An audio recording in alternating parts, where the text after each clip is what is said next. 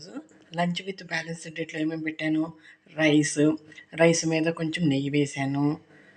పప్పు చారు, ఇది కాలీఫ్లవర్ కూర, ఇది మష్రూమ్ కూర, ఇది వెల్లుల్లిపాయ రెబ్బలు, రోస్టెడ్ గార్లిక్, గోంగూర పచ్చడి, అరటిపండు, కీరదోసకాయ, పెరుగు.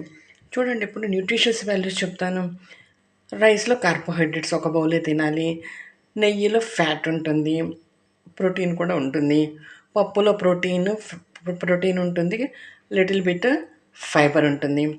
క్యాలీఫ్లవర్లో A vitamin, C vitamin, fibre ఉంది, మైక్రో మినరల్స్ ఉంటాయి.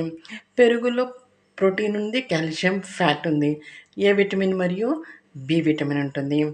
గోంగూరలో A vitamin, C vitamin, fibre. అరటిపండులో చూడండి, B1, B6, B3, niacin, potassium, sodium తక్కువగా ఉంటుంది, గుండెకి మంచిది. కీరదోసకాయ మైక్రో న్యూట్రియంట్స్ ఉంటాయి. ఇది గార్లిక్, వెల్లుల్లి కొలెస్ట్రాల్ తగ్గిస్తుంది కాబట్టి అప్పుడప్పుడు తినాలి.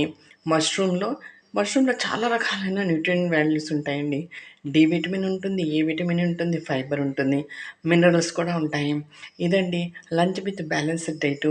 Thank you for watching video.